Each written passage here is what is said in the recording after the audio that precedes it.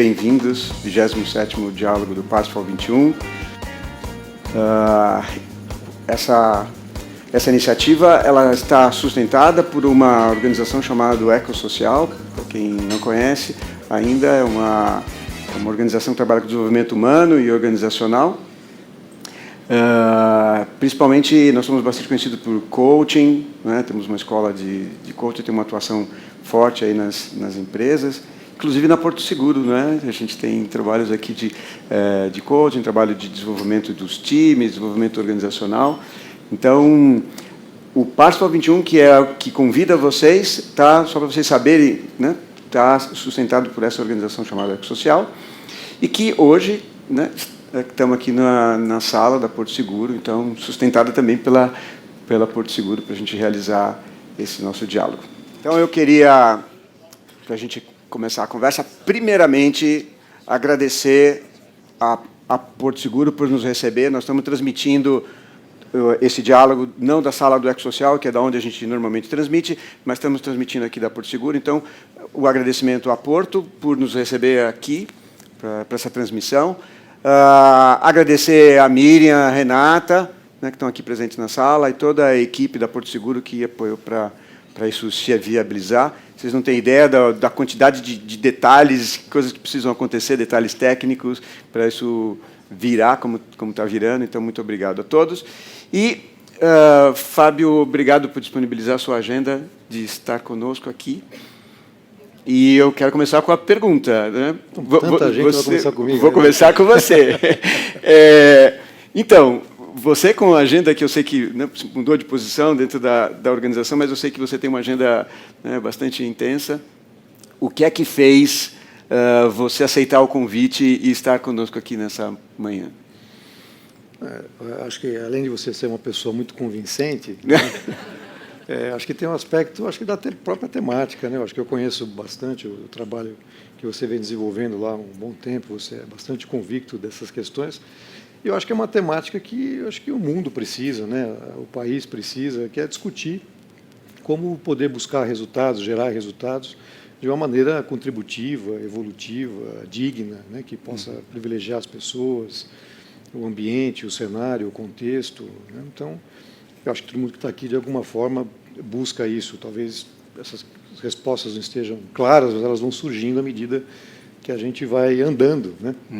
E vai, de alguma forma, se movimentando no mundo, né? Eu acho que eu acordei e me movimentei para cá exatamente para tentar contribuir de alguma forma e, com certeza, levar alguma coisa de vocês, da Parsifal, e foi dos próprios grupos que estão participando.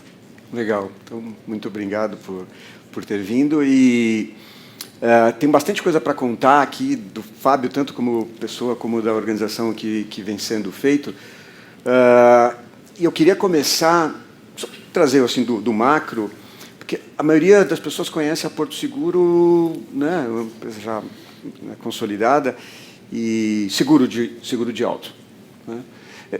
Para a gente ter uma visão geral do que é essa organização, talvez você pudesse dar assim, o que é a Porto hoje, que tamanho que tem, que negócios, são várias empresas, né?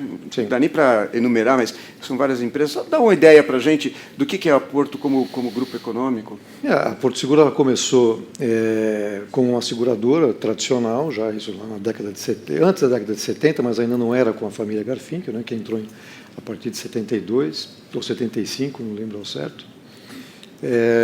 E daí para frente ela foi evoluindo. Dentro do seu processo de crescimento e de evolução, ela foi se encontrando no quesito, no fundo, o seguro é parte da premissa de que você tem um sinistro, né, um evento que vai acontecer, e, embora isso implique quase como se fosse um conceito de uma financeira, no fundo você tem um serviço que, se for muito bem prestado, você mitiga uma série de impactos nos seus consumidores. Então, isso meio que foi construindo essa imagem de que a Porto Seguro prestava bons serviços, e a gente foi construindo essa cultura de acolher as pessoas, olhar para outras questões que não são apenas aquelas objetivas. E, naturalmente, que em função das crises e dos desafios a gente sempre teve, até para poder sair muitas vezes de situações muito delicadas e complicadas, a gente inovava numa fase muito pioneira, né, que a empresa viveu. Isso também foi, de alguma maneira, criando esse DNA de inovação, né, que, no fundo, era resolver os problemas, né, pelo menos ter a coragem de resolver os problemas, né, passo de cada vez e tudo. A gente sempre brincou aqui muito, com uma frase que, inclusive, hoje faz parte de uma das competências da companhia, que é: vamos fazer logo para errar logo, para consertar logo, né? Então, no fundo, é isso que foi, de certa forma, criando esse jeito Porto Seguro, que hoje é feito de um grupo de cerca de 20 empresas, entre financeiras. Ela basicamente se divide em 3 blocos de seguros, financeiros, produtos financeiros e outros negócios, né, que, de alguma maneira, sejam sinérgicos ao seu negócio. O exemplo da própria Conecta, que agora, recentemente, a gente abriu mão desse negócio com a parceira TIM, porque a gente, depois de 5, 6 anos, a gente viu que não conseguia gerar a sinergia esperada no canal de distribuição e também junto aos consumidores. Então, hoje a gente é constituído disso, de 20 empresas que trabalham nesses 3 segmentos, com quase 14 mil funcionários, cerca de 5 mil prestadores, dos prestadores que efetivamente atuam junto aos clientes, né, seja através dos guinchos, nas residências dos consumidores, resolvendo diversos problemas que estão lá, né. Operamos no Brasil todo, temos uma unidade só fora, no Uruguai, que também tem um modelo exatamente igual ao do Brasil, que era uma forma da gente tentar estressar o modelo. A gente só não avançou no restante da América Latina, até pelas próprias crises que a gente foi assistindo aí ao longo do tempo. Legal. Você falou do jeito Porto Seguro, né? Acho que quem conhece a Porto Seguro como cliente talvez já tenha uma ideia do que é esse jeito. Dá para falar um pouco mais, assim, da partir da sua perspectiva, o que é esse jeito Porto Seguro? A gente teve um componente muito forte para nós, que faz parte da nossa missão, inclusive, que é essa essência de assumir riscos, né? Porque senão toda seguradora adoraria fazer incêndio de caixa d'água, né? Que seria muito mais simples, fácil. Mas o fato é que você tem um componente de risco, que no fundo é o que as pessoas buscam, né? As pessoas calculam, tem lá um determinado grau de insegurança, a seguradora tem suas estatísticas para estimar quais são as possíveis frequências e perdas disso, e daí nasce, portanto, essa relação entre o consumidor que quer proteger algo e essa instituição que está predisposta a isso. Só que você também tem implícito nisso um grau de imprevisibilidade muito alto, né? Você não consegue prever tudo, até porque se fôssemos capazes disso, né, você imagine, seria um espetáculo, né, a melhor seguradora do mundo. Então, no fundo, essas combinações foram criando essa coragem, porque quando você fala em assumir risco, implica em você ter essa coragem, né, de assumir o risco de alguém. E depois você tem que ter o compromisso e a dignidade de repor esse patrimônio ou mitigar um sofrimento na família o mais breve possível, né? Então, isso foi criando essa essência de servir, de cuidar muito da companhia. Eu acho que se a gente pudesse colocar um slide aqui, eu consigo rapidamente... Acho que é o slide da essência que tem aí. Pode colocar? Porque a gente foi construindo isso ao longo do tempo, até para materializar isso e deixar isso muito claro na cultura da organização, pelo tamanho, né? As próprias lideranças novas que vão chegando. Então, o que a gente tem não sei se vocês conseguem enxergar bem daqui. Acho que todo mundo...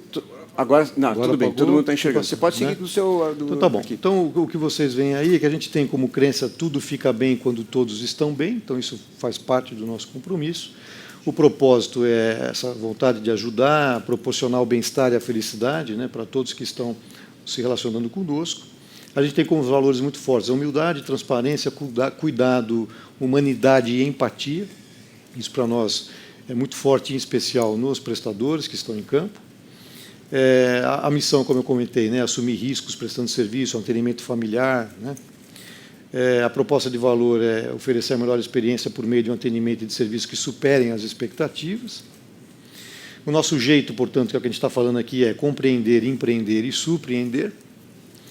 E, no fundo, o que a gente tem como força de marca é ser gentil. Então, essa gentileza é uma questão que sempre permeou muito a história da companhia e as atitudes dela, seja dentro, nas suas relações, seja fora com os seus cidadãos, com o cidadão consumidor, né, que, no fundo, hoje, cidadão e consumidor são as mesmas pessoas, né? Então, acho que esse é um pouco o nosso jeito, né, de cuidar, que, no fundo, surgiu por essa imprevisibilidade que a gente falou, eu tenho um indivíduo que está no telefone, eu tenho um corretor que está oferecendo esse produto, ele é autônomo, ele pode oferecer de todas as empresas que estão no mercado. Toda empresa que tem um bom caixa é capaz de pagar comissão e salário, portanto, commodity puro, né? Quer dizer, como é que você vai conquistar essas pessoas? Por que o corretor vai se dedicar aos nossos produtos mais do que o da concorrência? Por que aquele funcionário no telefone vai ouvir além do que o cliente está falando, né? Uma criança que está chorando no fundo, uma mulher que está ansiosa às 11 horas da noite com o seu carro quebrado, um cachorro que está latindo? Como é que eu saio desse script, se é que eu posso sair? Né? E como é que esse prestador, que está dentro da casa do cliente e que supostamente o problema era um cano furado e pode virar qualquer outra coisa além daquilo? Então, todos esses personagens precisam ter, obviamente, que scripts e roteiros, mas, acima de tudo, eles precisam estar conectados. Eles precisam estar empáticos àquilo que eles estão fazendo, eles precisam acreditar naquilo. Né? A gente diz que estressado não tem como as pessoas não ficarem, né? O estresse faz parte da dinâmica humana. Né? As pessoas precisam chegar em casa cansadas, mas satisfeitas, né? Felizes, porque tiveram a chance de poder fazer a diferença, de poder ser diferente, apesar de estar numa grande corporação. Né? Então, isso é um pouco do que a gente tenta fazer. Legal. Você falou agora aqui do... Né, como é que você chamou? De Brand Driver, né? Ser gentil. E eu acho que a maioria das pessoas deve conhecer aquele símbolozinho, né, do trânsito mais gentil. Eu queria te perguntar assim, que impacto teve para vocês aquela campanha? Provavelmente aquilo, eu não sei se surgiu primeiro, a ideia, a gentileza já estava aqui, aí vocês levaram para o mercado, ou se surgiu como uma ideia de levar para o mercado e depois... Eu queria saber que impacto para vocês teve, que resultado teve para vocês essa ideia do trânsito mais gentil? Que influenciou depois? Tá. No fundo, esse Brand Driver nada mais é do que o famoso engenheiro de obra pronta. Né? No fundo, você vai capturando o que está inserido no contexto. O trânsito mais gentil foi muito mais uma intuição do que, de fato, algo pensado pela gentileza em si. Porque, como a gentileza faz parte do nosso contexto, ela está implícita nos nossos pensamentos, no processo decisório. Mas isso teve mais a ver com uma palestra que eu acabei vendo isso lá por volta de 2008 ou 2009, não lembro ao certo, do prefeito de Bogotá. E que ele explicava que um dos aspectos da violência que Bogotá vivia, e as pessoas se matavam no farol, a facadas e tudo, isso, no fundo, você tinha que resolver a violência do ponto de vista mais simples possível, que era na essência e na raiz dela. Então, as pessoas estavam se violentando simplesmente porque o farol abriu e o indivíduo na frente não saiu rapidamente. Então, eles precisavam resolver essa questão e foram resolvendo do ponto de vista de educar primeiro o cidadão a ter um comportamento adequado para diversos contextos. Né? E onde eles tinham super engajamento, com palhaços nos faróis, enfim, era um projeto maravilhoso. E toda essa lógica, teve até um livro que eles escreveram sobre isso, e que, no fundo, parte dessa premissa. Né? A gente primeiro reage sobre os nossos interesses. Né? Aquele indivíduo que me fechou na rua, ele me fechou porque a esposa está grávida, está para ter nenê, e ele está desesperado, e está precisando correr para o hospital, recebeu uma ligação da mãe que está em casa e é idosa. Quer dizer, quais são as circunstâncias que estão acontecendo naquela célula veicular que está me incomodando? Né? E é incrível como o nosso comportamento também muda à medida que, se eu estou muito adiantado em relação ao meu compromisso, aí eu vou ouvindo música clássica, manter um comportamento no volante no mínimo razoável com aquilo que eu estudei para tirar a carteira de habilitação. Se eu estou atrasado, vira um gremlin, né? Aquela coisa horrorosa, corta todo mundo está atrapalhando a sua vida, e as pessoas não têm essa consciência. Então, o objetivo foi trazer isso. E a gente não queria se assemelhar aos códigos de trânsito. Isso não era da nossa competência, é a competência do Estado. Né? O indivíduo parar o carro na faixa de pedestre, no fundo, isso é um problema que tem a ver com a questão da legislação, né? Parar no lugar errado, passar no farol vermelho. A gente queria discutir amplamente esse olhar do outro, essa empatia. Né? Antes de você reagir, será que é possível refletir? Né? Será que o indivíduo está fazendo isso para você? Nem te conhece, né? Porque ele está fechando você. Né? Provavelmente está acontecendo alguma coisa lá. E a gente começou a discutir esse conceito, né? Dessa coisa da gentileza, deixar o outro passar. E assim fomos evoluindo, a campanha foi muito forte, muito intensa. Ela, no fundo, tinha o viés até de buscar a conexão forte com o produto de automóvel, que a gente tem como carro-chefe, mas, no fundo, ela acabou assumindo uma posição institucional muito forte, porque, no fundo, trouxe a transparência, né, de fato, como as pessoas se mostram no dia a dia. Né? Então, foi bastante interessante a campanha. Legal.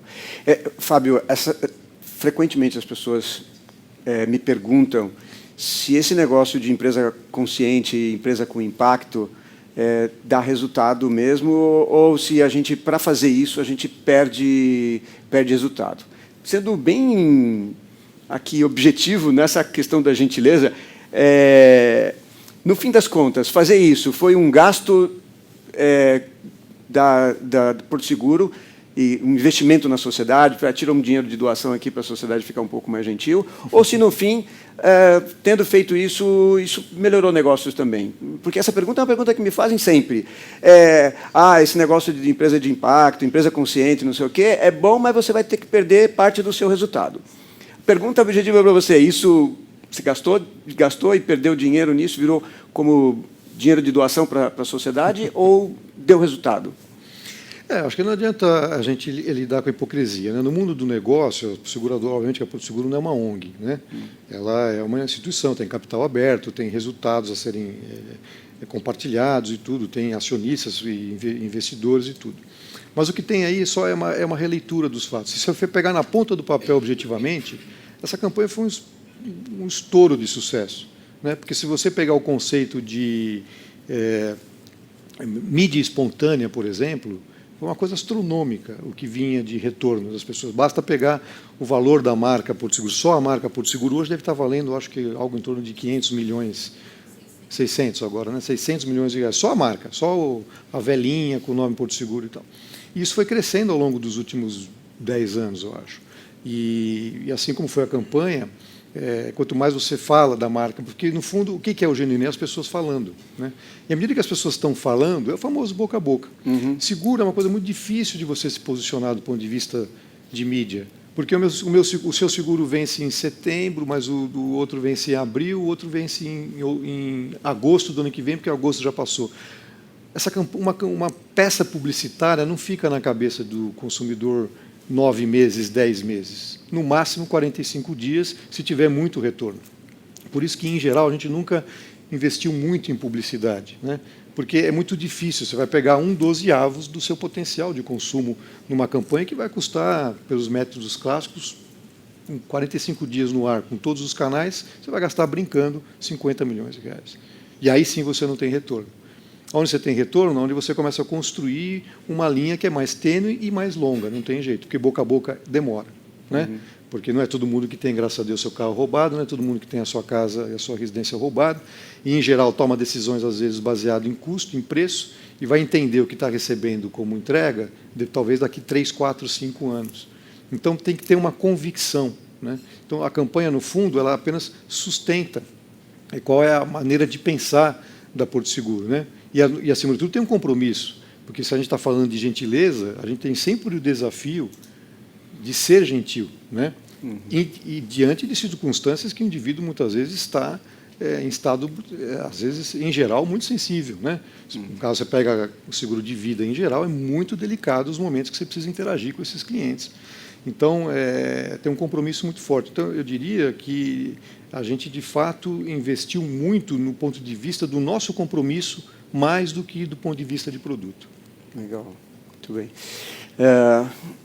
Há mais ou menos 1 mês e meio atrás, eu vivi uma situação e eu fiz uma coisa que é meio espionagem. Vou te contar agora, nem tinha te contado isso aqui, nem tinha lembrado de te contar. Eu vou contar agora para você aqui uma espionagem que eu fiz.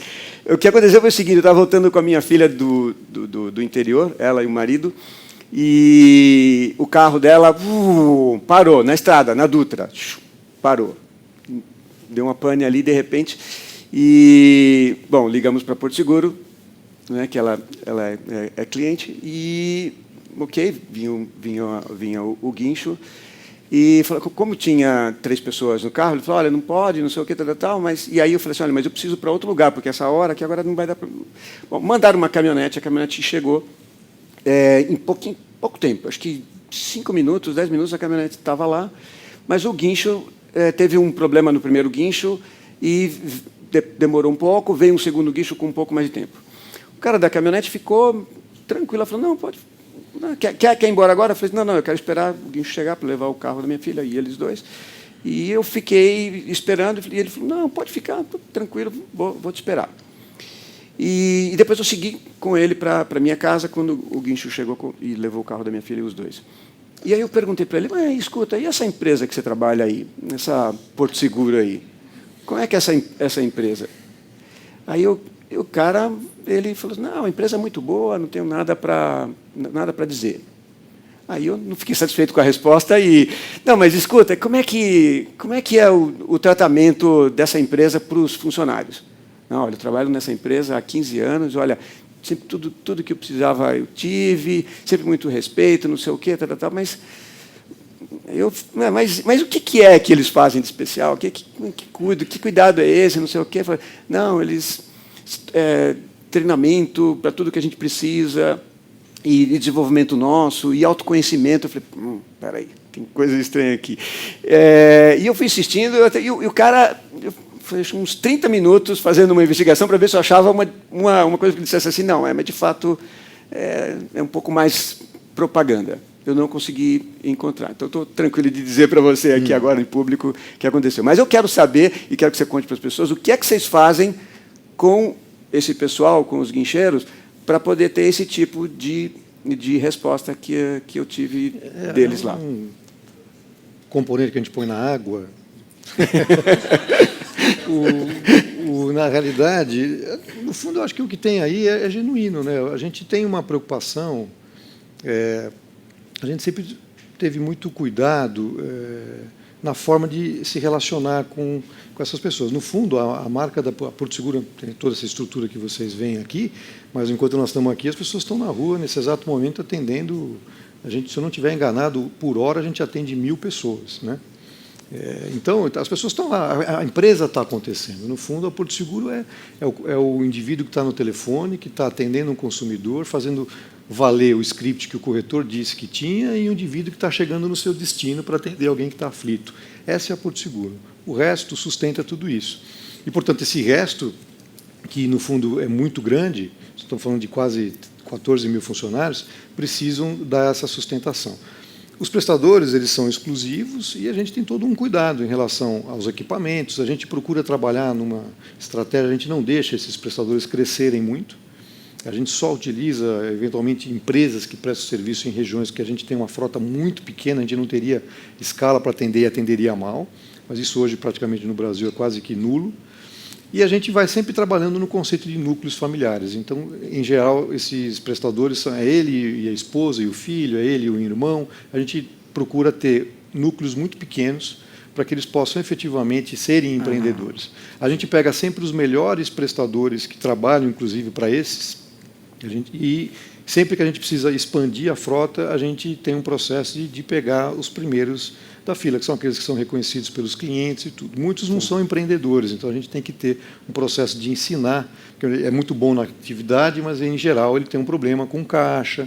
Então, a gente tem todo um processo de preparar... células, é isso? Exatamente. Células com pessoas que partem de alguém que você já tem uma boa prestação de serviço. A gente também tem muitos colaboradores que, no passado, também saíam da empresa, às vezes chegou lá a atingir seus 40, 45 anos, não conseguiu ter lá sua curva de carreira bem definida, está ficando desmotivado. Muitos acabaram saindo e também foram se transformando em prestadores de serviço, porque conhecem a cultura da companhia. Então, a gente, no fundo, tem uma mescla entre prestadores que atendem muito bem versus ex-colaboradores que entendem o jeito da companhia. E a gente é muito cuidadoso no sentido, por exemplo, quando teve uma fase de que vocês lembram que estava tendo muito assalto nos bares e restaurantes, então as pessoas não estavam mais saindo muito à noite, isso faz alguns anos atrás. Então, a turma que trabalha à noite teve uma queda muito grande de serviço e isso impacta o faturamento dele. Então, a gente, nesse momento, trava e paga pela média do passado, porque, no fundo, não é 1, 2, 3 meses que, por uma empresa do nosso porte, que gera 1 bilhão e 200 milhões de lucro no ano, é uma hipocrisia você deixar lá o indivíduo com menos R$ 700, né? Se ele precisa de uma ferramenta que quebrou, ele precisa comprar a plataforma do guincho, a gente ajuda com financiamentos com taxas extremamente reduzidas. Então, tem todo um cuidado para que esses prestadores se sintam tratados com dignidade. Porque, no fundo, o que ele pode dar em troca é isso, né? É tratar as pessoas que ele vai interagir no dia a dia com respeito, com consideração. No fundo, é uma relação humana e sensível, né? Acho que nada muito diferente disso. Nem é uma remuneração absurda, pelo contrário, senão a gente perderia a competitividade. Mas o que tem aí, eu acho que é essa empatia, né? Esse reconhecimento de que, quando eles precisam, eles são ouvidos e, de alguma forma, os assuntos e os seus problemas são bem encaminhados, né? Legal. Então, você está falando aqui agora de um cuidado com a cadeia, né? A cadeia de valor, né? Então, cuidando de uma forma diferenciada. Mas eu também, quando eu estive aqui com você a primeira vez, acho que foi 2014 que eu fiz a visita, vocês ainda estavam terminando a construção desse prédio, e você me contou dos cuidados que vocês estavam tendo ao construir esse prédio, na questão do restaurante e dos negócios que estavam atrelados e do entorno. Que eu achei muito interessante, e acho que valeria a pena a gente contar para o pessoal. Tu podia contar um pouco de que cuidados foram esses quando vocês construíram o prédio, as atividades do prédio? A gente está em Campos Elíseos já há muitos anos, e isso desde a década de 70, e, no fundo, a Porto Seguro foi crescendo conjuntamente com a sociedade, tudo, e, ao mesmo tempo, com os problemas sociais do seu entorno, exemplo da Cracolândia e tudo isso que vocês acompanham aí pela própria mídia. Quando nós estávamos para construir esse edifício aqui, a gente tinha já todo esse lado do bairro era muito deteriorado, né?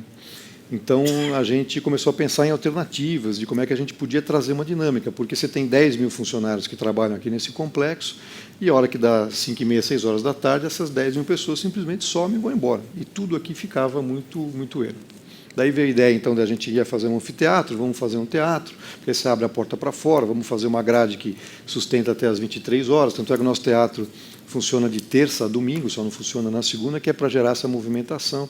Na outra esquina, um espaço cultural, a gente tinha um outro que era muito acanhado, a gente resolveu também criar esses dois aparelhos culturais. Aí nós precisávamos fazer também bom, então como é que a gente é meio que um Tomiotaki horizontal, né? Então, como é que a gente vai dar suporte para o consumidor, para os clientes que vão vir aqui, né, nesses aparelhos culturais, pensando, bom, vamos fazer um restaurante. Aí começamos a mapear restaurante, aí falamos, espera aí. E tinha uma demanda, já porque o complexo ia ser muito grande, tinha uma demanda dos funcionários, em especial das funcionárias. Podia ter salão de cabeleireiro, podia ter manicure, né? As mulheres vão ao manicure toda semana, é sagrado, né? E vários outros pedidos de serviços, de lavanderia, de um monte de coisa. E a gente começou a pôr isso no papel. Falou, bom, então, peraí, vamos fazer um restaurante, vamos fazer complexo. E, de fato, olhando pela ótica do funcionário, você simplificaria muito a vida dele, né? Põe lá um SOS costura e assim vai. Só que aí nós começamos a mapear o nosso entorno, e a quantidade de pequenos restaurantes e salões de cabeleireiro e uma série de outros fornecedores de serviços, como costureiras. No final de ano, as costureiras ficam loucas, né? Porque tem uma festa de funcionário, a gente faz 15 mil camisetas, e aí as pessoas começam a pegar as camisetas e querem customizar as camisetas. É muito louco, pôr lantejola, tira a manga, costura. É uma loucura, né? Um festival de... E elas pegam mais de 5, 6, 7 mil costuras de camisetas num tempo assim de 45 dias, né? É a lavoura delas, né? Então, ele falou assim, bom, então, dependendo do que a gente fizer aqui, a gente vai impactar todo no nosso entorno. Então, apesar de frustrar um pouco os colaboradores, a gente decidiu em não trazer nenhum tipo de serviço para dentro do nosso complexo. E o restaurante, a gente fez uma média dos tickets médios das ofertas de restaurantes que tinham aqui, e a gente colocou o dobro desse ticket médio, calculando que, em média, se um funcionário quisesse almoçar no nosso restaurante aqui, ele conseguiria talvez 2, 3 vezes por mês, mas não conseguiria 10 vezes por mês. As lideranças já conseguiriam mais. As lideranças, por sua vez, saíam muito fora da região para almoçar com clientes, potenciais clientes, porque, no fundo, não tinha nada aqui. Ia no shopping Higienópolis, ia para outras regiões ali da Angélica.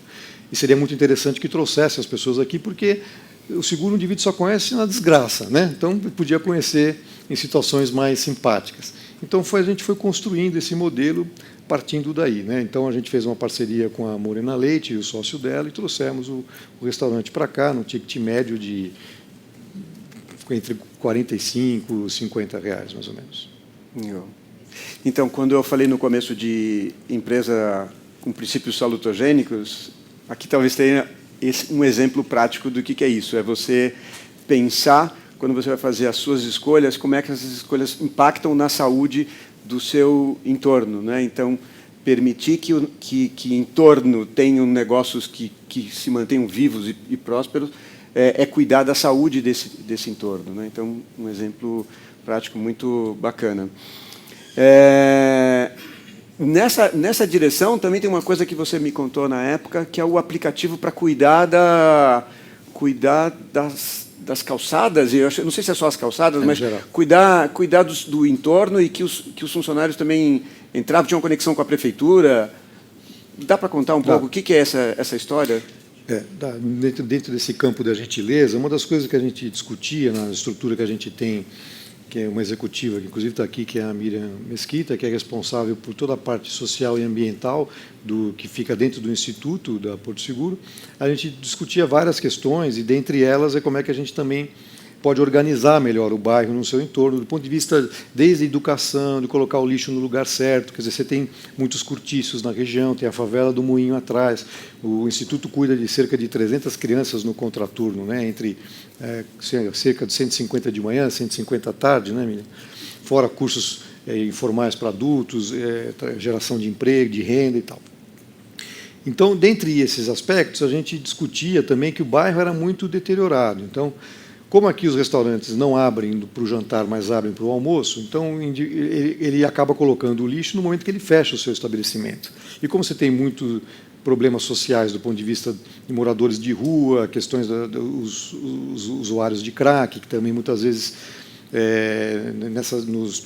entre os pontos de consumo ele tem muita fome, então fica todo mundo fuçando no lixo. Esse lixo fica aberto nas calçadas, acaba atraindo insetos, ratos, aí você vai criando um processo de deterioração natural. Então, a gente está sempre agindo como resolver isso, fazendo reuniões com os comerciantes, com os agentes e protagonistas do bairro.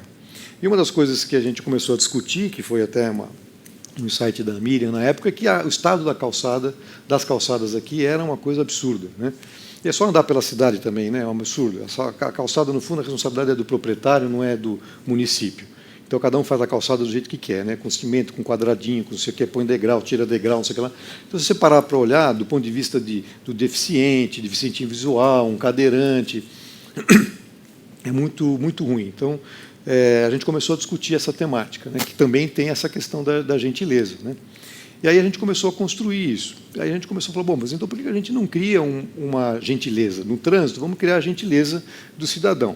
Olhando o aspecto de deterioração também dos componentes institucionais do país, né? Então as pessoas não acreditam mais no governo, né? Vamos entrar no mérito político, mas a grande verdade é que, bom, então eu vejo a coisa está ao cúmulo de você pular um indivíduo, né? As pessoas hoje têm mais compaixão por um pet abandonado do que por um indivíduo dormindo na calçada, sem destino, sem eira nem beira. De tanto que, né, essas discussões são constantes aí na sociedade. A verdade é que, bom, então o que eu vou fazer? Eu vou mandar um e-mail para a prefeitura dizendo que o cesto de lixo ali da minha esquina está quebrado? Será que vai acontecer alguma coisa? Que a luz está queimada? E, de fato, como essas organizações, né, infelizmente, por questões de gestão, é muito complexa, de fato, você não tinha uma conexão. Então, você tinha um descrédito, as pessoas não acreditam mais. O segundo ponto as pessoas se desconectaram, por estudos que nós fizemos, porque ninguém acha mais capaz de mudar o cenário, né? O que eu vou fazer para o Brasil, o que eu vou fazer pelo mundo, né? Então, eu vou tocar a minha vida aqui, porque aqui, pelo menos, eu tenho algum grau de autonomia. Então, quanto mais, e percebe que você está tendo uma inversão, né? As pessoas estão cada vez mais, os supermercados, depois que acabaram com todos os mercadinhos de bairro, agora estão abrindo de novo os mercadinhos de bairro, né? Porque cada vez mais os núcleos, as comunidades estão tentando se resolver no seu entorno, seja pelo trânsito, seja pela violência, mas ao mesmo tempo você está tendo uma consciência, né? Para que consumir tanto? Como eu vou colocar uma despensa gigante em casa? Vou consumir aquilo que me importa, que é o que eu preciso de fato. Então essas coisas todas estavam dentro do contexto. Então a gente queria fazer um processo onde a gente trouxesse a consciência que o cidadão tem que fazer a parte dele. né? Não adianta você esperar que a prefeitura fiscalize algo que é da sua própria competência, porque não vai ter fiscal suficiente para tudo isso que está aí. Só que, ao mesmo tempo, a gente percebia que a subprefeitura que nos atendia aqui não tinha a menor condição de agir. Então, a gente já falou, bom, então nós vamos ter que criar um primeiro momento, a gente vai ter que ser protagonista. Então, a gente criou todo um processo de zeladoria do bairro, não entrando em aspectos de segurança pública e nem de saúde pública, porque isso é função do Estado. Então, a gente olha basicamente luz queimada, cesto de lixo na rua, quem que está jogando, por que está jogando errado, moradores de rua que estão dormindo na calçada, orientação de catadores de lixo, enfim, uma série de... E as próprias calçadas estão quebradas.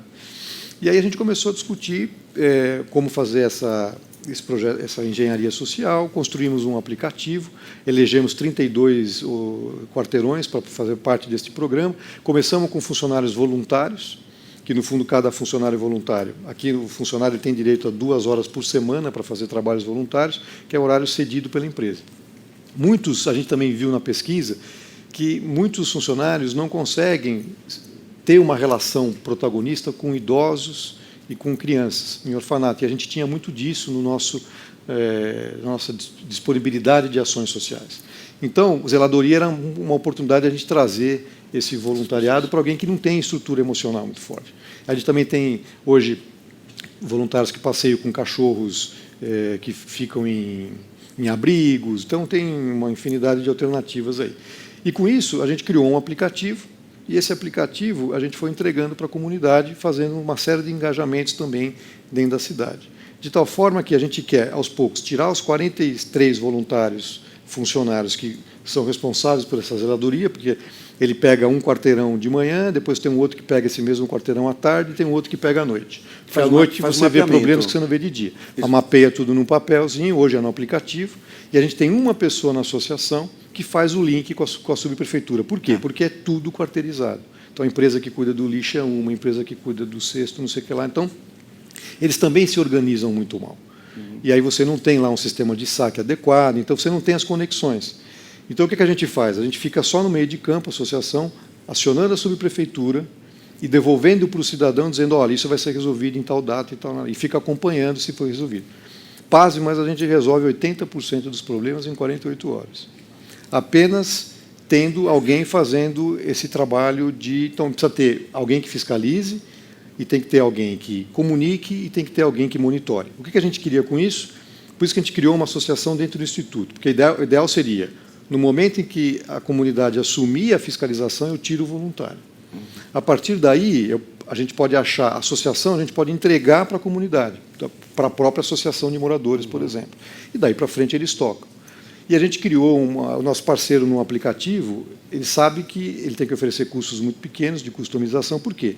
Se tiver um agente amanhã depois na Moca e quiser fazer Moca mais gentil, a gente tira um mapa da Campos Elíseos, põe um mapa da Moca, estabelecendo os quarteirões, e a gente tem todo a Miriam tem todo o book que nós fizemos do projeto para ele poder ser implantado em qualquer lugar. Então, a gente queria que fosse Campos Elíseos mais gentil, estamos aqui ainda, mas depois pudesse ser Moca mais gentil, né? Tatuapé mais gentil, São Paulo mais gentil, Brasil mais gentil.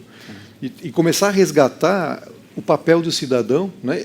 Porque é incrível, porque quando você vai conversar com os agentes, é terrível, né? Porque a autoestima do servidor público é muito baixa. Porque eles são tão massacrados, né, com essa coisa da entrega ruim, que, no fundo, eles acabam sendo até vítima da má gestão. E muitos, no fundo, são super bem intencionados e ficam felizes em saber que o projeto está dando certo e que a coisa está caminhando, né? Então, são meios de fazer isso. A gente tem um vídeo aqui, se você quiser mostrar, que não sei se está passando. Será que... Vamos arriscar, Carol? Tem umas questões tecnológicas, às vezes a gente... É só passar rapidinho a transparência que eu mostro para você. Acho que já estava... Só para no mapa para mim, que tem um mapinha.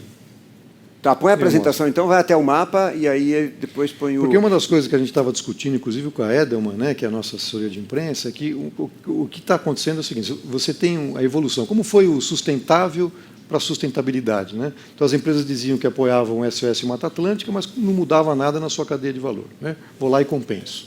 Isso mudou. Essa coisa tem que ir para dentro da criação do ciclo do produto. A questão aqui era a mesma coisa. Então, você tem empresas que cuidam muito do institucional. É bonito, tem lá seus compromissos com projetos e tal. Mas o que você está tendo agora é uma evolução onde as empresas começam a interagir com a comunidade e trazer a comunidade para junto das questões sociais e ambientais e junto com as organizações encaminhar a solução dos problemas. Então, um pouco do que a gente tentou fazer aqui. Então, onde está azul aí são os quarteirões que a gente faz a zeladoria aqui em Campos Elíseos, né? Então, a gente fica circulando tudo isso e olha luz, calçada, lixo, e outras. Tem mais uma afinidade, a gente mostra aí, né? Pode passar. Acho que tem antes aí. Volta só um pouquinho para mim. Volta um slide. Onde que está? Acho que está para frente, Miriam? Não, vai para frente, por favor. Mais um. Aí, ó, a gente olha tudo isso, né? Lixo na calçada, bueiro entupido, iluminação queimada, acessibilidade, calçados, jardins mal cuidados, danos no asfalto, conservação de monumentos, manutenção de playgrounds e assim vai. Isso feito, eles tinham uma planilha que agora é um aplicativo e basta anotar o problema que está tendo em qual trecho de qual quarteirão, né? Pode passar, por favor? Aí a gente tem esse aplicativo, né? Isso aqui, essa informação ainda de quase um ano atrás, que precisa atualizar, a quantidade de pessoas que já baixaram. Pode passar. Ele também consegue acompanhar por aqui a resolução do problema e evitar também que 3 ou 4 pessoas mandem o mesmo problema, que senão seria difícil de jeito. Então, quando ele vai colocar o problema naquela latitude e longitude, o sistema já indica que já está capturado e já está sendo dado andamento. Pode passar? Então, aqui é um exemplo, por exemplo, né, de pontos que a gente olha para calçadas. Pode passar? Outros exemplos, né, de como era e como ficou.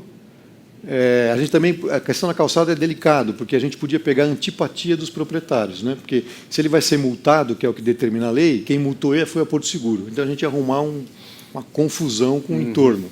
Então o que a gente faz? Esse voluntário, quando está identificado, um dos voluntários que trabalha na área jurídica, que portanto ele é que vai abordar o proprietário e vai dizer, olha, estamos com esse problema, não sei se você sabe, a gente tem uma parceria com a subprefeitura e a gente tem um tempo em que a gente, em algum momento, tem que comunicar.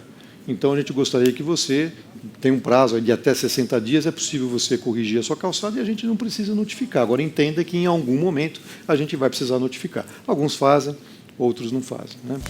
Então, vamos agora voltar aqui com as perguntas para o Fábio. Já recebi várias e, como eu disse, eu tentei criar clusters, vou tentar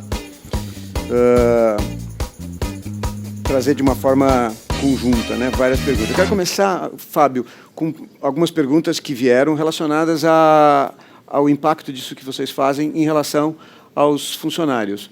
Então, tem uma pergunta que é se vocês fazem pesquisa de clima organizacional, né, e se você acha que essa associação, o trabalho que vocês fazem tem um impacto no clima, né? Tem outra pergunta que é repercussões tem no clima organizacional. Tem uma pergunta sobre o turnover, uma pergunta que veio daqui do Rio de Janeiro. Qual que é o turnover da empresa e a principal saída de pessoas? E como é que é o engajamento, né,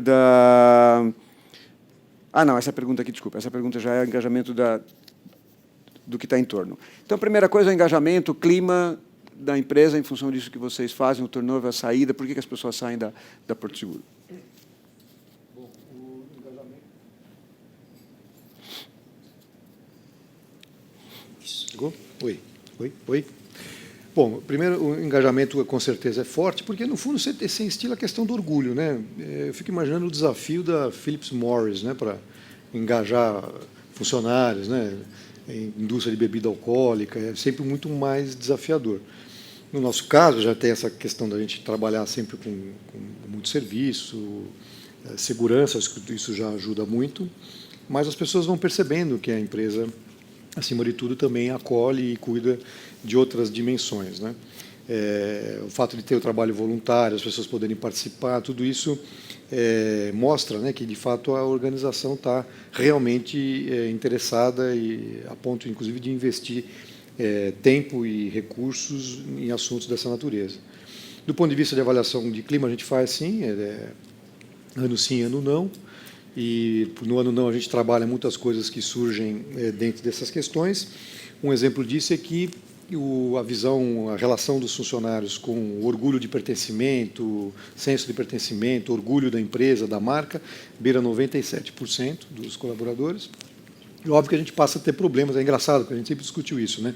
Porque é natural, a dinâmica dos colaboradores com as lideranças, você sempre tem problema. Então, às vezes, a relação que a gente captura, você percebe em algumas áreas e tal, dificuldades com a liderança, mas mesmo aquela área que tem dificuldade, às vezes, está avaliando lá que a relação com a sua liderança está 70%, por exemplo, 65%, quando você vai lá para o institucional é 97%, 98%.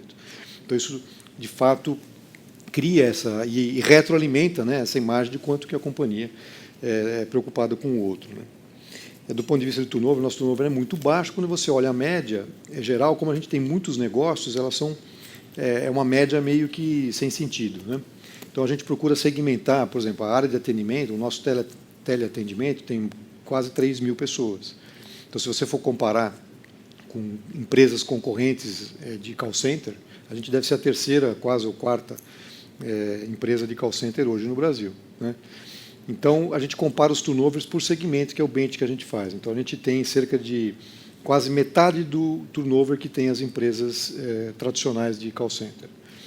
Porque, em geral, são jovens, os jovens normalmente se movimentam mais também, porque às vezes ali é o início, mas não é o fim de carreira dele.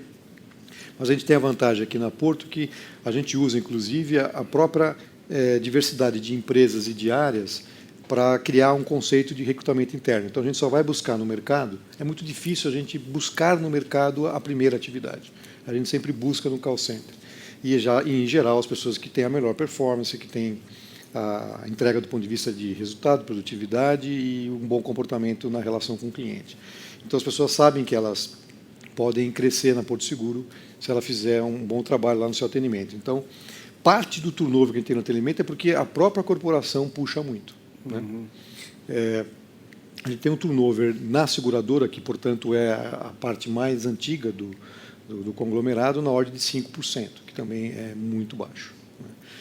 E as pessoas saem, em geral, porque ou estão insatisfeitas em relação à sua carreira, em geral tem um pouco a ver com a idade, a pessoa vai tentar alguma coisa um pouco mais solo. Tem pessoas que saem, dos motivos que as pessoas saem por insatisfação em relação à organização, em geral, tem a ver muito mais com essa dinâmica com as lideranças. Em geral, a gente percebe que lideranças que têm, às vezes não estão tão afinadas, a gente tem perdas maiores, ou as pessoas vão em busca de se formaram, em geral, vão buscar.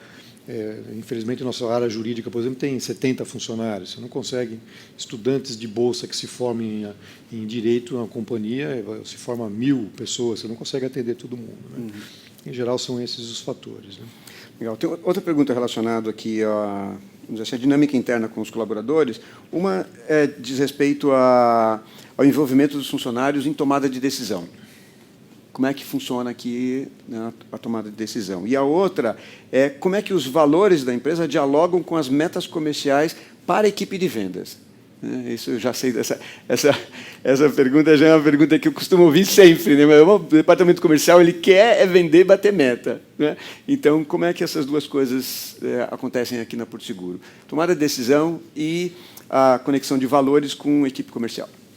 A gente tem um processo de ouvidoria muito grande, né? A gente tem os cafés da manhã com funcionários, com prestadores, envolvendo sempre os diretores. Tem almoço com corretores também, que são quinzenais, com corretores do Brasil todo, inclusive do Uruguai. Então, a gente coloca os executivos sempre num processo. A agenda social do executivo na companhia é muito intensa, para evitar que eles fiquem muito encastelados ou vivam nas bolhas, que é fácil você decidir lá no campo que é tranquilo, ar-condicionado, tudo perfeito, tudo funciona perfeito no campo das ideias, né? Só que a hora que ele tem que ir lá almoçar com o corretor, que começa a criticar o produto e comparar com a concorrência, tomar café com o funcionário que diz que a área não está legal, está faltando recurso, que implantar o SAP virou um inferno na vida dele, né? Todo SAP vira um problema. Então, isso tudo vai fazendo o cara ter choques de realidade. A gente tem um processo de ouvidoria muito grande, né?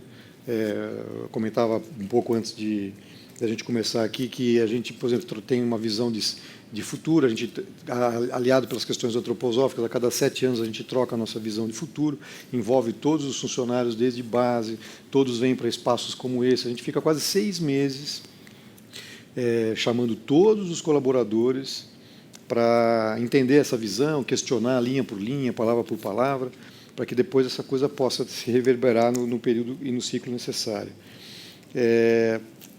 E estamos estudando mecanismos novos. Estamos, por exemplo, mexendo muito no layout. Agora nós estamos num projeto que já está avançando, que é usando aquele conceito de tirar a propriedade da mesa, né? Então as pessoas podem sentar em qualquer lugar, porque com isso a gente está tentando criar um conceito de maiores trocas, né? Estudando mecanismos e trabalhando muito, que ainda é um grande desafio para a gente, que é preparar as lideranças, que em geral já vivem na faixa etária entre 35 e 50 anos, que tem mais dificuldade. As bases estão sempre preparadas, né? Querem trocar, querem participar, querem fazer tudo, só que você não tem, às vezes, o ambiente ou a cultura ou o modelo de gestão adequado para isso. Então, a gente costuma dizer que cada vez mais a hierarquia e controle está ficando em desuso e as pessoas, no fundo, vão se atrelar às questões de confiança, respeito, né? Então, aonde que eu vou ter você como referência? Não é porque você manda em mim, mas sim porque eu reconheço que você tem ou conhecimento, ou quando está em busca dos recursos que eu preciso e assim por diante. Então, tem uma transferência muito importante e, ao mesmo tempo, tem um mecanismo de equipes multidisciplinares, que para as lideranças ainda um pouco mais maduras é um pouco difícil de ter esse desprendimento, né? Quer dizer, é quase como ter uma relação, a coisa embaixo da asa, né? Então, se o funcionário é meu, hierarquicamente eu cuido, se não é, eu não cuido. E as equipes elas mudam e se alternam. Então, você tem situações em que, às vezes, a equipe 50% é do líder e 50% não é porque ela está vindo de outras lideranças. Só que eu continuo sendo líder do mesmo jeito. Então, o que é esse 50% que eu não tenho hierarquia, como é que eu estabeleço essa relação e eles confiam em mim e me respeitam? Então, para mexer nisso, a gente está mexendo um pouco no ambiente físico, porque isso cria um outro contexto, e, ao mesmo tempo, trabalhando muito essa questão na cultura da liderança de como é que é trabalhar no ambiente. Então, eu diria que a gente está muito no início nesse sentido. Então, e isso afeta processos decisórios mais de ordem de processo e de produto. Isso a gente ainda está, acho que, bastante imaturo. A gente acha que tem muita maturidade no que tange as questões mais filosóficas, de cultura e de como envolver todo mundo para discutir como é que a gente quer que a Porto Seguro seja, né? Legal. Chegou, por último, aqui uma pergunta, mas acho que você, de alguma forma, já está respondendo, que é como manter esse sólido propósito junto à liderança. Então, não sei se você quer acrescentar alguma coisa, assim, como é que vocês fazem para fazer com que o propósito chegue forte nas lideranças. E são muitos líderes, né? São cerca de 1.000, né? Entre líderes de primeira base, cerca de 600, depois você tem uns... entre gerentes, superintendentes e diretores, cerca de 250 a 300 pessoas. Bom, alguns anos atrás, a gente estava... Sempre é um desafio você desenvolver tantas lideranças, né? Mas a gente viu uma pesquisa da McKinsey, há uns 5 anos atrás, e que isso é um problema no mundo todo, no Brasil só é um pouquinho pior, mas é muito próximo da média, que, em geral, as empresas investem muito nas lideranças médias para cima. Porque o turnover que você vai ter, que nem aqui, você tem 600 coordenadores, que é a liderança de primeiro nível, o turnover é muito alto e o custo também é muito alto. Então, em geral, você investe muito do gerente para cima e, no fundo, quem está sustentando a organização no dia a dia, na relação, são essas lideranças de primeiro nível. Você pode falar o que você quiser em termos de filosofia, valor, o que importa é aquela pessoa que está comigo todo dia, interagindo comigo e que pode transformar a minha vida numa felicidade ou num desespero total, né? Então, no fundo, é isso. Como é que você faz essas coisas acontecerem? Aí nós fomos ver que a gente gastava um tempo enorme para explicar para as lideranças novas, quando chegavam, como é que funcionava o sistema de RH, como é que funcionava o sistema de contabilidade, controladoria e de custos. E a nossa filosofia, a nossa cultura, que é muito peculiar, supostamente a gente achava que quem era promovido, como já estava vindo, né, do processo, já entendia o jeito da companhia, mas nunca foi líder, né? E quem vinha de fora era meio que aos trancos e barrancos. Você vai mais a fundo ainda, você tem, no fundo, sofrimento dos dois lados, né? Sofre o líder que está aprendendo, porque ele vai tomando, ele aprendia à medida que ele demitia alguém de uma forma que a gente não gostava, tomava um pito, né? Aí já aprendeu como é que é. E gera sofrimento para a base, porque enquanto esse indivíduo não entende o jeito da companhia, na tentativa e erro, ele vai causando impactos para baixo. Então, a gente fez um split nesse negócio. Então, todo líder que vem de fora ou é promovido, em geral, a gente pega 25% de fora e 75% de dentro, para poder oxigenar. Vem de fora ou é promovido, não importa quando, todo mês, quando não, mas com certeza mês sim, mês não, a gente faz uma integração apartado da integração comum. Aí, nesse processo, eles ficavam comigo, né, agora provavelmente é o novo CEO, que é o Roberto, então eles ficam 1 hora, quase 2 horas com o Jaime, que carrega, então, toda a cultura da companhia, de onde que veio a Porto Seguro, conta a história da família, as decisões que foram tomadas e como é que se chegou até aqui, quais foram os valores que sustentaram, conta toda a história, a parte toda lúdica da organização. E depois eu entro e fico com eles mais 2 horas, seguido para o almoço, onde eles ficam à vontade para fazer perguntas, a gente vai interagir. Então, o CEO passa todo como é que é esta organização, desde o processo de profissionalização, suas metas, para onde que está caminhando, quais são os desafios futuros, e aí, nesse processo, a gente explica o que a gente espera do líder, né? O que a gente espera que esse líder, como ele atue, né, que rompe fantasias também, porque tem toda uma fantasia de que no Porto Seguro não pode mandar ninguém embora, que todo mundo manda embora vai falar com o Jaime, né? Essa história é antiguíssima. Porque, no fundo, a nossa preocupação não é o mandar embora, é o como você faz esse processo, né? Porque, às vezes, o indivíduo não está adequado aqui, mas não significa que ele não seja um talento em outro lugar. Então, você não pode julgar pelo que você está tendo de entrega aqui. Você tem que compreender que aquele indivíduo, de alguma maneira, não está se enquadrando. Agora, você conversou antes, estabeleceu critérios, deixou isso muito claro, porque as pessoas podem sair frustradas, né, mas não deveriam sair frustradas com a organização. Então, essa é a preocupação. Então, tudo isso a gente conseguiu passar muito bem. Então, a gente está nesse ciclo já há, acho que 4 anos, então acho que a gente já passou quase que 70% das lideranças já por esse processo. Eles ficam satisfeitos, porque tem um baita atalho aí, no sentido de entender um pouco o que é essa organização, né? E, ao mesmo tempo, discutir valores, porque, principalmente, quem vem muito para a área financeira não entende que nas nossas visões de futuro a gente não fala em retorno sobre patrimônio, a gente não fala em absolutamente nada de resultado, porque a gente acha que resultado é consequência. Se tudo que estiver lá for feito e bem executado, nós vamos gerar um baita resultado. Então, não precisa dizer que queremos, em 2025, gerar 12,5% de retorno. Não significa nada, né? Porque, se não for tudo feito muito bem feito, não vai gerar os 12,5%. Então, ele tem que explicar para a turma que vem do financeiro em geral que essa falta de racionalidade numa visão de futuro, que tem que ser muito mais utópica e quase poética, não é tão necessário, né? Então, nessa linha. Em relação à pergunta que fizeram sobre vendas, vendas tem metas como qualquer organização, né? A gente só é mais coerente na forma de cobrança. A gente não tem uma equipe de venda direta, né? A gente, no fundo, tem os corretores, que são profissionais autônomos. A gente tem uma equipe que trabalha sustentando e suportando esse canal de distribuição. Temos metas, agora, em geral, metas coerentes, né? Aquilo que é possível fazer. As metas vêm todas de baixo para cima, então eles têm o tempo para poder fazer, têm os ciclos com as áreas de produto, ciclo com áreas de holding, que são as áreas corporativas que entregam as plataformas de serviço. Com isso, eles conseguem entender as despesas que eles vão receber, entendem, portanto, que ou ele diminui despesa ou ele gera mais receita, e ele consegue fazer o match e apresentar o que ele vem. A gente, em geral, sabe a turma que joga um pouco para baixo, um pouco para cima, e vai fazendo as correções. E todo meio do ano a gente faz um checkpoint para ver se os contextos econômicos ou internos, porque tecnologia às vezes não conseguiu superar determinadas dificuldades, se a gente precisa calibrar essas metas para que elas sejam sempre factíveis, né, e não frustrantes. Legal. Fábio, tem uma coisa aqui que talvez um pouco histórico, né? A primeira é: por que vocês escolheram esse bairro para se instalar? Isso é uma coisa histórica, né? Já aqui. E o que fez? Qual foi o ponto crítico? Que momento que a Porto passou a investir no âmbito social? E também que conversas vocês tiveram aqui especificamente sobre a Cracolândia? Então, um pouco aqui dessa história. Nós estamos no bairro por acaso, é circunstancial. O Jaime, o pai, né, o senhor Abraão, tinha comprado um terreno aqui na Avenida Rio Branco, depois começou a construir um prédio, mudamos para cá, ficamos na Rio Branco. À medida que a gente, na década de 80, teve um crescimento absurdo, porque foi um período em que a indústria muitas peças eram todas importadas, tal. O índice de roubo no Brasil aumentou muito, as colisões também eram enormes. Vocês imaginam, 30, 40 anos atrás, os carros não tinham tecnologia, então você tinha muita colisão, tinha uma crise de entrega de peças que eram todas importadas, então as seguradoras começaram a abandonar a carteira de automóvel.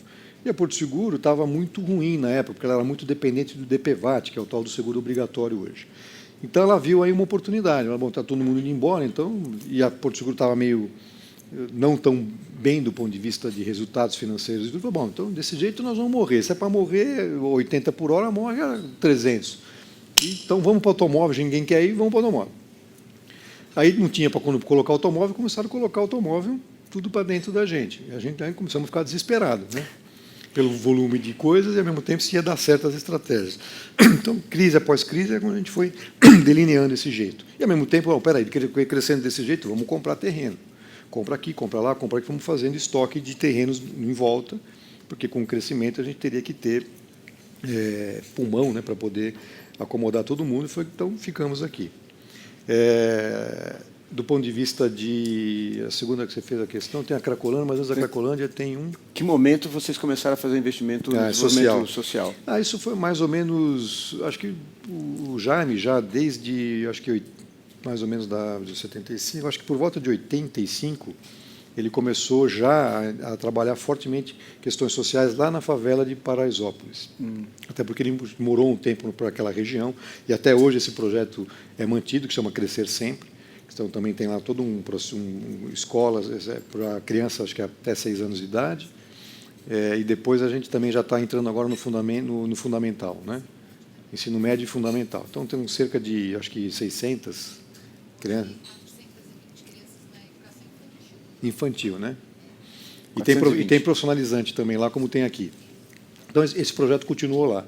E à medida que a gente também foi melhorando os resultados aqui, essa coisa foi se expandindo aos poucos. A gente sempre teve um trabalho em relação à favela, em relação às crianças da comunidade, e a gente foi expandindo isso até o momento que a gente criou uma métrica para ter uma referência. Então, 1% do lucro a gente destina para questões sociais, né? Então, à medida que esse lucro vai crescendo, portanto, vai crescendo também as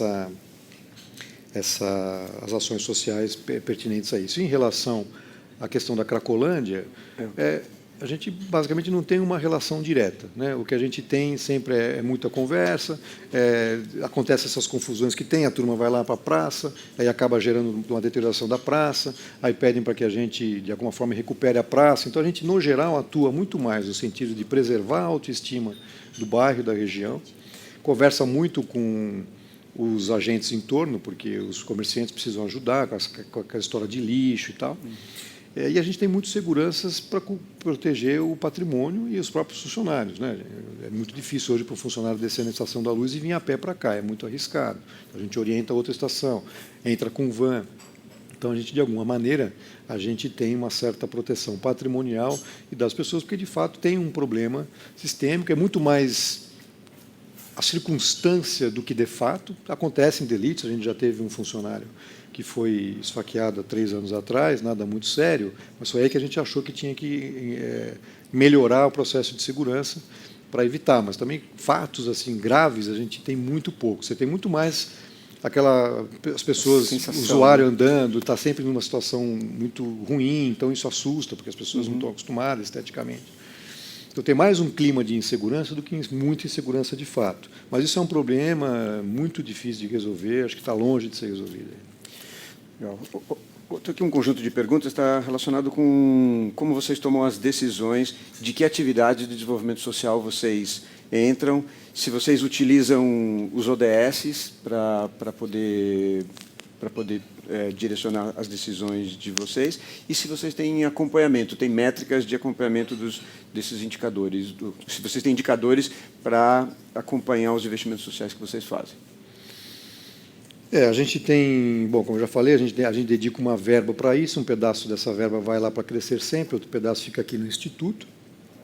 A gente trabalha assim com vários parceiros, né, Miriam? Você fez outra pergunta aí a pergunta se você dos ODS, sim, dos Objetivos de Desenvolvimento Sustentável da ONU, se vocês se pautam neles. Não protocolarmente, né?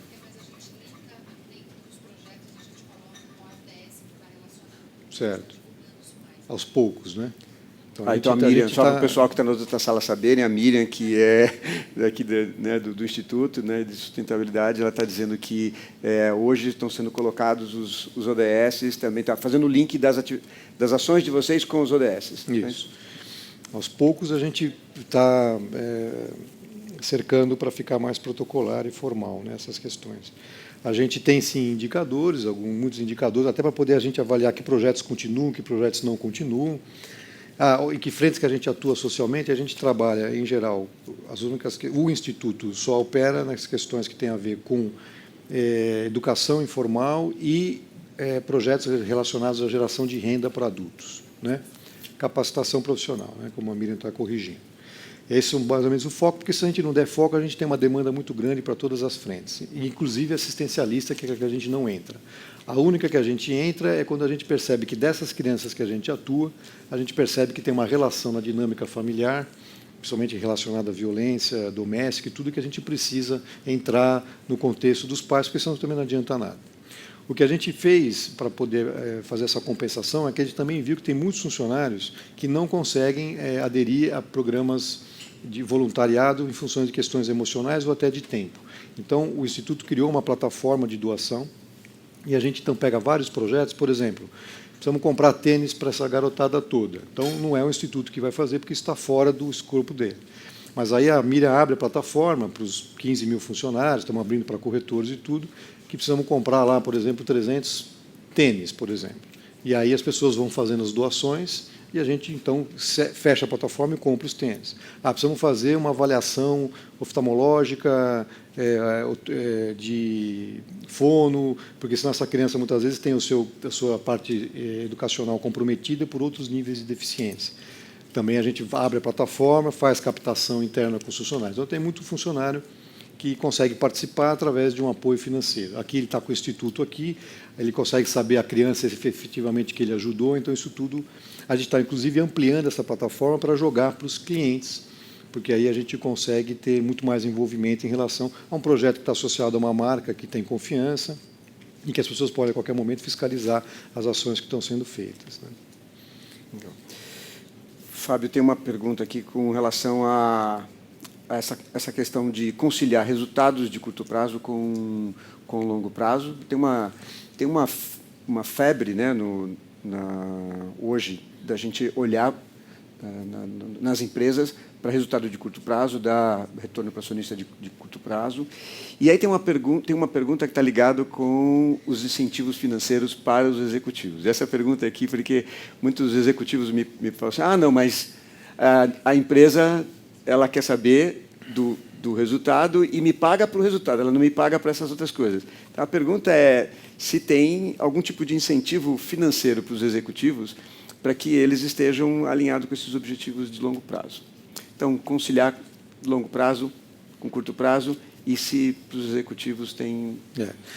Não, eu acho que indo de baixo para cima, os executivos a gente tem que capturar no recrutamento, seleção e na própria formação. Ele tem que entender a nossa cultura, né? O longo prazo está embutido em questões de valores e de atitude, tem a ver com questão humana, né? Você vai jogar lá no drive do financeiro, é muito arriscado, né?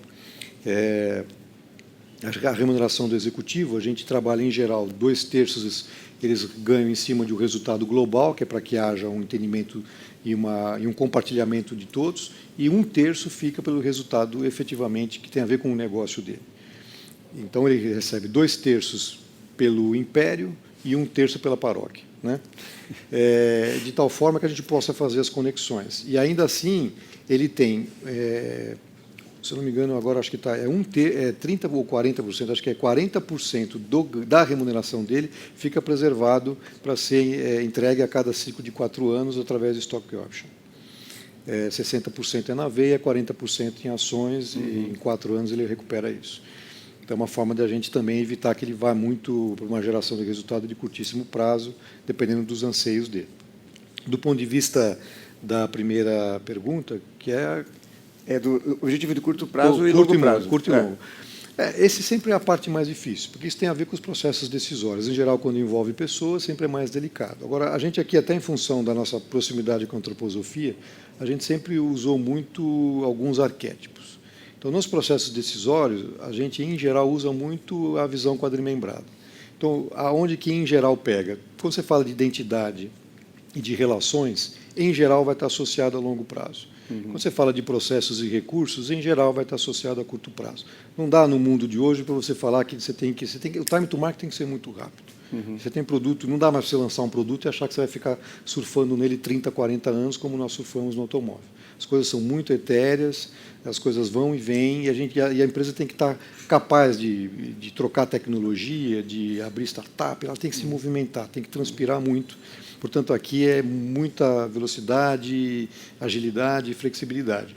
Agora, o que a gente faz, e aqui é muito difícil e sutil, e aqui sim compete a uma discussão sempre muito delicada, e a gente tem uma clareira aqui que a gente chama de CDO, que é o Conselho de Desenvolvimento Organizacional, que se reúne a cada 2 meses, onde lá a gente discute as questões mais complexas. Ou se tem um executivo querendo tomar uma decisão na ânsia de gerar o resultado, quando a gente captura que o impacto vai ser muito alto, a gente fala, então você vai aguardar, nós vamos discutir isso em CDO. Né? E lá a gente separa, e vamos discutir muito bom, qual é o impacto nisso em corretor, qual é o impacto nisso em funcionário. Bom, isso tem a ver com o nosso core business ou não tem? Né? Qual o sentido de fazer essa mudança? O que isso vai mudar? Né? Então, a gente, em geral, toma essas decisões pautado pela visão quadrimembrada, fazendo um diagnóstico dos impactos que isso possa gerar. Não tem outro jeito. Tem um pouco também da própria malícia, né, que a gente foi adquirindo no tempo. E a própria cultura. Né, quando você pega a filosofia, você pega os valores e pega a visão de futuro, isso está o tempo todo pautando o que se quer fazer. E a gente tem um planejamento estratégico que a gente estabelece muito claro o que a gente quer, mas também estabelece o que a gente não quer. E isso vai descendo para as lideranças para que eles possam, inclusive, entender por que não quer e por que isso faz sentido para a gente. Legal, você falou de visão de futuro, tem umas perguntas aqui a respeito dos desafios da Porto nos próximos anos, considerando uma mudança de mercado, né, com a questão do automóvel, né, que tem umas dúvidas de como é que vai ser a locomoção e como é que a propriedade de automóveis, mas também blockchain. Então, que desafios você enxerga para Porto Seguro para os próximos anos? Olha, acho que ela tem o mesmo desafio que eu acho que todo mundo está tendo, que são empresas muito tradicionais, né, e você está tendo uma revolução nos processos em função das novas tecnologias. Então, um grande desafio é você trabalhar esse conceito de distribuição.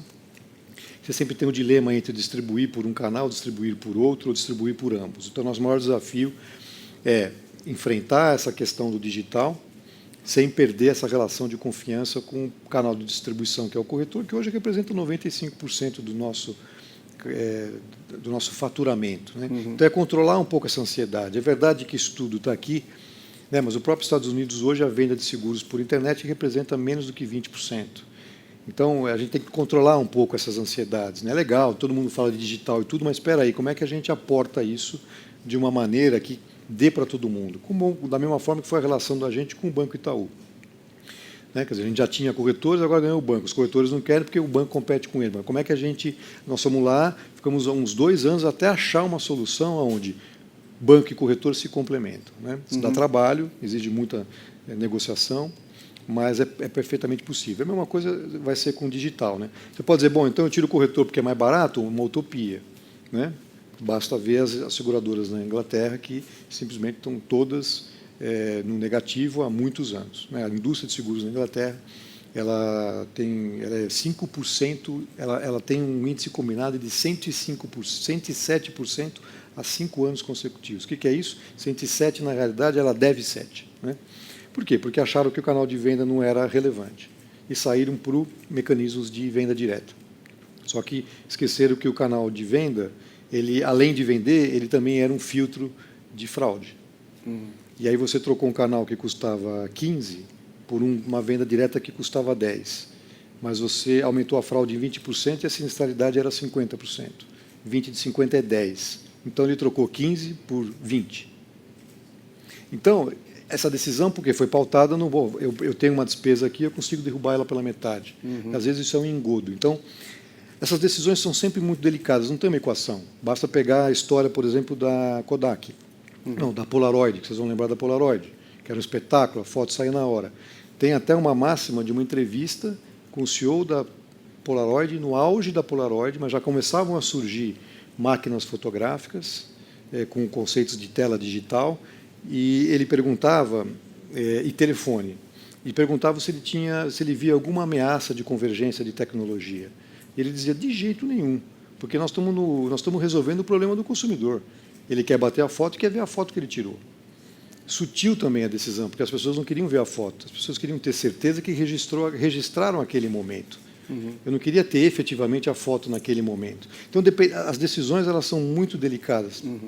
Volta à questão quadrimembrada. Tem que ter espaço para a decisão. O que a gente faz aqui é dizer o seguinte, essa decisão não dá para tomar operacional. Não é aqui que a gente pode tomar essa decisão. A gente tem que se preparar para essa decisão e a gente arrasta para essa clareira que a gente faz a cada 2 meses, porque é ali que a gente vai estudar subjetividades e uma série de outras coisas. Legal. Fábio, eu queria agora passar para você aqui. A gente já falou bastante sobre a Porto Seguro, ainda tem algumas perguntas até aqui que... vamos ver. Mas tem uma coisa que é o Fábio. Quem é o Fábio? Que história é essa do Fábio aqui dentro da Porto? Eu queria que você contasse um pouco para todos nós. Você acabou de mudar, né, de posição. Conta um pouco para a gente de você. Quem é o Fábio? Que história é essa sua? Bom, o Fábio é um garoto de classe média-baixa, uma fase em que meu pai era italiano, veio de Lucca com quase 35 anos de idade. Minha mãe era de Itu, se conheceram por acaso numa festa de carnaval, né? Mas aí, por uma infelicidade, meu pai teve um acidente doméstico, a nossa vida virou de cabeça para baixo, e eu, então, tive que interromper os estudos na parte da manhã, passar para a noite e começar a buscar atividades. E comecei ajudando um tio, que era corretor de seguros, e aí eu vim aqui na Porto Seguro para entregar propostas e tal, porque ele trabalhava muito com a Porto. E era interessante, porque eu via a empresa que era no prédio lá da Rio Branco, e eu achava interessante. Vim morar com ele aqui no Largo do Arocho, porque ele morava aqui no centro, não aceitava sair daqui, no auge do Largo do Arocho, né, que a gente assistia Tom e Jerry no Cinemetro todo domingo. Era muito bom. E nisso eu fui me conectando com a companhia. Final de semana eu jogava bola aqui no Bombeiros, que tem na Rio Branco, e tinha um amigo meu que morava no final da Rio Branco, a gente às vezes fazia gol na porta de aço aqui da Porto, então minha relação com ela é meio estranha. Então, acabei vindo preencher uma ficha aqui em 84, a empresa estava crescendo muito, acabei passando, sorte, provavelmente mais do que competência. E fui galgando, entrei como office boy, que na época era muito comum, fui passando por vários cargos dentro da empresa, acho que fui todos os níveis que eu podia ser, e ao mesmo tempo, como a empresa crescia muito e diversificava muito, eu no fundo fiquei ao longo de 34 anos aqui, embaixo de uma mesma cultura, mas em vários negócios. Eu já atuei em financeira, em negócios, produtos, vida e previdência, automóvel, estatística, formação de preço.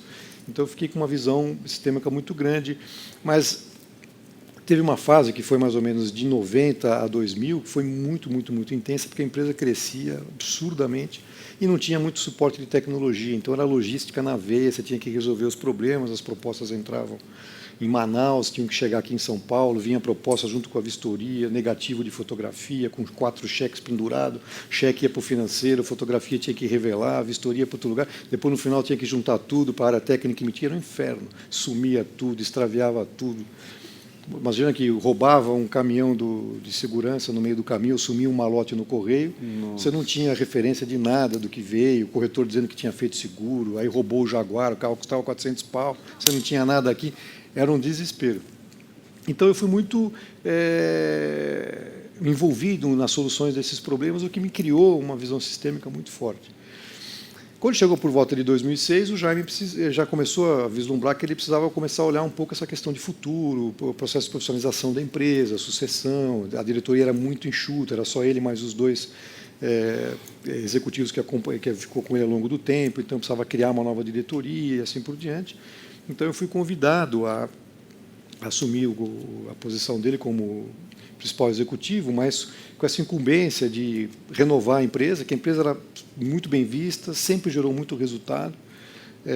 Os funcionários adoravam, corretores adoravam, prestadores adoravam, e a figura do Jaime e da Porto era tudo misturado. Então, tinha que separar essas personalidades, e isso era super difícil. O mercado tinha uma insegurança tremenda, e todas as apostas se o Jaime der um passo para trás, a Porto acaba. Então, no fundo, eu tinha que resolver esses problemas de processo. E aí, então, comecei um processo todo de desenvolvimento. Foi aí que me aproximei mais também da antroposofia, quando chegou também a Digo aqui, começamos a discutir essas questões. A incumbência que eu tinha do Jaime era: preciso que você ajude essa empresa a se preparar para crescer, temos que profissionalizar, temos que fazer sucessão, mas eu não quero que ela mude em termos de cultura, filosofia. fácil, né? Simples. Aí começamos a discutir, só que é difícil, porque é humano também, né? E foi um processo muito interessante e legal, e aí a antroposofia eu acho que foi fundamental, essa coisa do ser humano natural, ser humano integral, né, temperamentos, e essas coisas todas, se a liderança consegue capturar o entendimento disso, é um mosaico. A hora que você consegue ver isso, é aquela coisa meio de formou, né, dependendo, mexe a peça aqui, essa eu não posso mexer agora, essa daqui 2 anos. Então tinham coisas que para o Jaime, natural, que construiu, eram muito emocionais. Então, dependendo da peça que eu mexia, eu podia desencadear tudo. E o Jaime é um cara genial, senão também não tinha feito o que fez, mas é humano como todo mundo, e eu também. Então tinha caprichos dele, caprichos meus, e a gente foi, né, nessa valsa, que a gente fala que não foi valsa, foi tango, né, porque tango é duro, né? E nós fomos construindo esse processo junto, até o momento em que, agora, por volta de 2016, deram 10 anos, essas coisas se cristalizaram. Então, meu papel foi mexer muito em processos e recursos e proteger essa identidade, essas relações, que tem a ver com, que necessariamente não tem a ver com o processo, né? E a gente foi costurando isso, acho que a gente fez muito bem. Hoje a Porto Seguro é um sucesso, a sua marca é reconhecida, independente da figura do Jaime, que cada vez mais atua no conselho. Agora, a empresa investiu muito nos últimos 6 anos, a gente investiu quase 3 bilhões de reais, trocamos todos os sistemas, todos os imóveis são próprios, lançamos novos produtos, o braço financeiro cresceu muito, tem novos negócios vindo por aí para substituir o automóvel no futuro, de tal forma que agora a agenda é de muito crescimento para sustentar tudo isso. E apesar de todo esse investimento, a empresa sempre gerou retorno no seu patrimônio muito bom e fez tudo o que fez. Mas agora a agenda exige outras competências que eu já não acho que são as minhas competências, né? Então a gente começou a construir a possibilidade de, então concluímos esse ciclo que era a minha encomenda. Eu podia ficar aqui numa zona de conforto, mas eu não acho que eu também reúno as competências necessárias para frente, né? Eu sou mais um meio de campo, né? A gente precisa agora de um centroavante, né? Porque a empresa está preparada para, no mínimo, ter um call center aqui que aguenta até 2060. Então agora é trazer negócios, né? Até porque com negócios a gente gera emprego. Não tem função social mais importante de uma organização do que gerar emprego, né? Então, acho que esse é um pouco o que a gente vê como cenário. E, ao mesmo tempo, o conselho estava muito satisfatório para o Jaime, que é o principal acionista, tal, mas, à medida que ele também vai ter que sair para virar apenas acionista daqui a 2 anos, ele também precisa agora começar a construir um conselho que, de fato, adote todas as melhores práticas, né, e dê todo o nível de conforto para investidores e acionistas. Então, que é a minha competência, que é transformar, eu posso ajudar muito mais agora nesse conselho do que talvez na própria empresa. Então, começamos a discutir isso de 2016 até chegar em 2018, com o meu afastamento e a definição do novo CEO. E aqui, cá estamos. Muito bem. E ainda nessa direção da sua transição, nós conversamos uma vez, você estava me contando de uma, eu não sei se é uma pós-graduação que você fez em arte moderna, é isso? Museologia, colecionismo e curadoria. Não, fala de novo o que é. Museologia, curadoria e colecionismo. E aí você montou também a Galeria Adelina, né, que é uma das salas, inclusive, onde está acontecendo o Parspa hoje, a Galeria Adelina. Mas por que razão você foi estudar? E você era o CEO ainda enquanto você foi estudar, não é isso? Achou tempo ainda para poder fazer... Já estava fritando peixe e olhando gato, né? Tá, então, por que você foi estudar justamente isso? Tanta coisa para estudar, inclusive, sei lá, culinária, você foi estudar arte. Não, eu comecei a ter uma relação com a arte mais intensa de 2010, mais ou menos, para frente, né? A gente já tinha muita relação com teatro, produtores de teatro, em função até das peças todas que a gente patrocina, apesar de ser Lei Rouanet e tudo, você tem que associar a tua marca a um evento, a um conteúdo, e, ao mesmo tempo, preservar toda a lógica da lei. Então, eu sou um profundo conhecedor da Lei Rouanet, né? Hoje a Renata que conhece bastante disso também, que está com o institucional. E, ao mesmo tempo, a gente foi, em função até de teatro, do espaço cultural, e também com o crescimento da empresa, a gente também tinha começado a discutir como é que é essa ambientação disso aqui. Eu fui fazer um benchmark numa seguradora americana, isso em 2009, e eu fiquei impressionado, porque lá a estrutura deles é muito horizontalizada, no interior, né, de uma cidade lá dos Estados Unidos, e, à medida que eu andava, eu via muita obra de arte. e muita obra de arte, tudo contemporâneo, muita coisa interativa, as pessoas podiam interagir com as obras. Mas no almoço eu virei para o senhor e falei, mano, não é possível. Qual é o tamanho do teu acervo? Ele falou, aqui nós temos 2.500 obras. Uau. E eu falei, mas qual é o princípio disso? Porque, do ponto de vista de seguro, obra de arte não entra como patrimônio, como passivo garantidor de reservas para indenização. Porque você não vende um quadro a hora que você quer. Então, financeiramente, isso não faz muito sentido, nem legalmente. Então, o que é isso? É que a gente acredita aqui que, através da obra de arte, a gente melhora o clima, as pessoas são impactadas, aumenta a criatividade. Se ela está estressada, a hora que ela tem um olhar diferente, uma reflexão, pô, do cara... E a minha visão era muito racional naquela época em relação a essas questões. Era a relação que eu tinha com a arte era meramente estética. Gosto, não gosto. Né? Aquela coisa meio bipolar, né? Polarizada, melhor dizendo. E aí eu trouxe isso para cá. Bom, nós vamos fazer o prédio, bom, faz sentido, vamos lá. Nos processos da DIGO, de formação de lideranças, se parar para pensar, a arte é muito utilizada, né, para os processos de reflexão, introspecção, argila, né? A gente sempre faz aqueles bonequinhos horrorosos, mas a gente acha que é lindo, e pinta, não sei o quê, papapá, mas tem todo um processo de reflexão. O próprio Petralha, que usa muito a questão da música, né? Então, tudo isso está, de certa forma, conectado com o desenvolvimento humano. Né? Então, eu achei que isso fazia sentido e começamos a discutir isso para cá. Então, começamos a também trabalhar mais essa questão da arte. Eu acabei gostando desse processo. Quando a gente começou a discutir a possibilidade de eu ter que sair do meu papel de executivo para outros desafios, eu estava com receio de cometer um erro que outros executivos do passado cometeram, que fica aquela meio alma penada, né? Quer dizer, eu saio, mas não saio, e fico aqui enchendo o saco do CEO novo, que obviamente que vai ter estilo diferente. Né? Quer dizer, tem o direito de ter um estilo diferente, né? Vai preservar a identidade e relações, mas vai atuar nos processos, é inevitável. Eu falei, bom, então eu preciso criar um desafio e algo para eu fazer, porque se eu não pegar um osso novo para roer aqui, eu vou ficar roendo o osso velho. Né? Então, aí eu comecei a falar, bom, eu estava envolvido com essa questão de arte, comecei a discutir a possibilidade, e falei, bom, mas eu vou abrir um negócio sem conhecer direito, eu vou fazer uma pós-graduação desse negócio. Fui pesquisar e achei na Belas Artes. Me interessava o contexto de museologia, porque através da museologia você discute a preservação da memória que tem a ver com cultura, que tem a ver com filosofia. É fácil você preservar coisas materiais, mas como é que você preserva uma cultura que tem a ver com o sistema B? Né? No fundo é isso, a museologia ela preserva para a sociedade e para as futuras gerações a sua memória e a memória da comunidade, né? E assim por diante. E existem técnicas para isso e cuidados para isso, né? De deterioração e uma série de coisas. Obviamente que um quadro se deteriora se ele não estiver num ambiente que a umidade relativa do ar, mais a temperatura, mais não tiver em perfeito equilíbrio.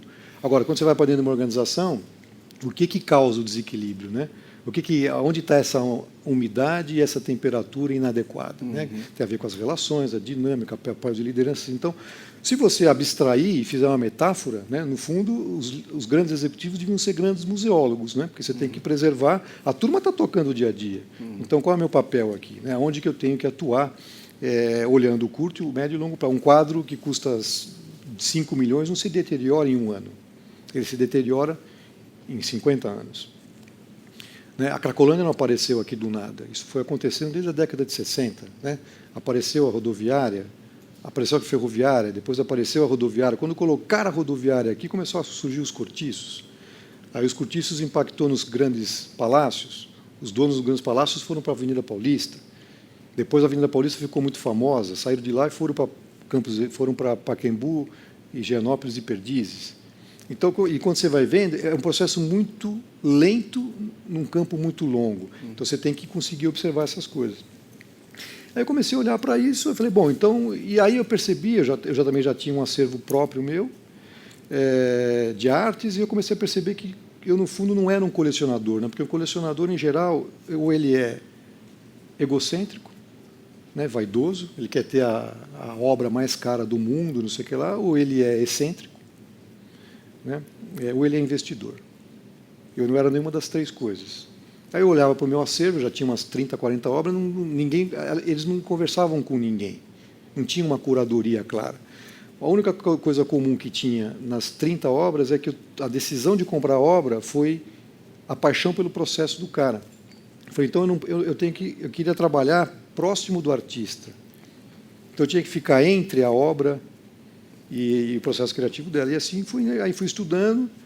E, no fundo, eu abri um instituto Adelina, porque ele me faz estar próximo do artista contemporâneo, e, lendo o mercado, a gente percebeu que, das 80 galerias principais que tem hoje no Brasil, ninguém olha para artista jovem, porque a galeria tem que vender. Aí, de novo, a gente volta para o curto prazo. Então, quem que forma o jovem artista? Né? É os trancos e barrancos, o cara vai se virando. Pinacoteca não quer colocar uma exposição de um artista que você nunca ouviu falar na vida, ele quer trazer um artista aqui que vai bombar a Pinacoteca, porque ele precisa comprovar para os associados de que ele está cumprindo uma função social. E quer trazer, portanto, gente famosa para trazer público. Então, quando você vai vendo, você não tem um ambiente que, de fato, gere desenvolvimento para novos artistas, e, em especial, contemporâneos, que é muito mais difícil de você interpretar do que era uma arte moderna. Você ainda podia se dar o luxo de dizer gosto da cor, não gosto da cor, gosto do abstrato, não gosto do abstrato. Né? Hoje, qualquer coisa pode ser arte. Né? E, enfim, tudo isso estava lá. Então, eu vi que ali tinha uma oportunidade. E todo o circuito de arte ficou num tripé, num triângulo entre Perdizes, Vila Madalena e Pinheiros. E Perdizes, que era um bairro de alta concentração de intelectuais, por conta da PUC, Santa Marcelina, a FAAP e a Pan-Americana, no fundo não tem absolutamente nada de arte. Então eu falei, bom, então é aqui que eu vou, porque parte do meu TCC foi outros territórios. Então era questionar as coisas, como as coisas acontecem na cidade, elas vão sempre buscando, e aí você tem os não territórios que ficam isolados. Né? São Paulo, para a gente aqui, não é nada, né? Você sai andando pela cidade, é uma coisa louca, tem gente que eu nem sequer imagino o que é ir para além da cidade de Tiradentes. Mas toda a cultura e arte de São Paulo está concentrada nesse bairro. Então, comecei a discutir uma série de coisas, falei, bom, então eu vou conseguir fazer isso. A galeria era o braço sustentável do projeto, mas que não tem dado muito certo, porque o ticket médio é muito alto e as pessoas no entorno não estão comprando.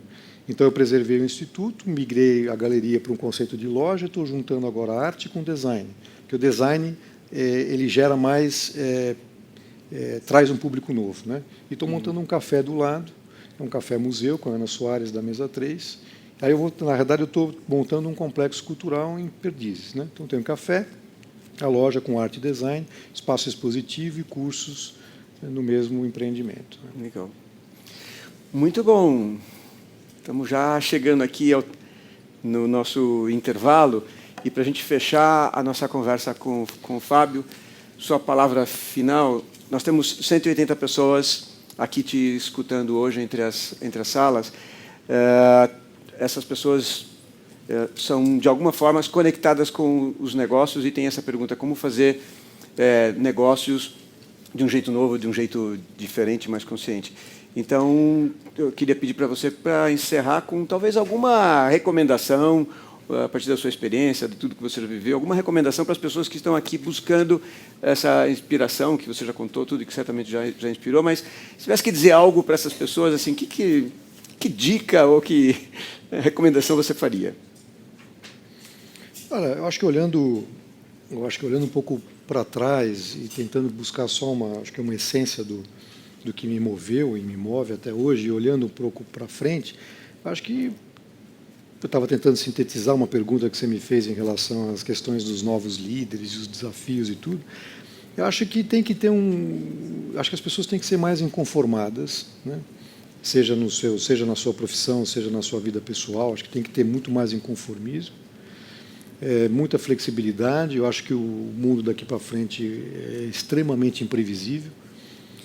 Oportunidades, problemas e soluções virão de todos os lados possíveis. A gente tem que ter capacidade de reação rápida. O que eu vi ao longo do tempo, eu acho que eu sempre procurei não entrar nesse processo, é que eu conheci muitos amigos e tive muitos amigos com uma capacidade intelectual tremenda, mas uma inteligência emocional baixíssima e uma falta de convergência enorme. Então, eu acho que o que as pessoas que conseguem conciliar inspiração com transpiração são as pessoas que, de fato, transformam mais. Né? Eu sou um apaixonado pelo detalhe, que as pessoas falam, pô, você é lunático, tal, mas é o detalhe, é o micro, porque entre você ter uma ideia e essa coisa ser executada e dar resultado, tem muita coisa passando por esse processo. Né? Então, é muito importante você... e a gente percebe pelos próprios executivos que passam por aqui, né, que não adianta você querer ficar no campo só da intelectualidade. Né? porque você tem a dimensão humana, e aí você não controla mais, né?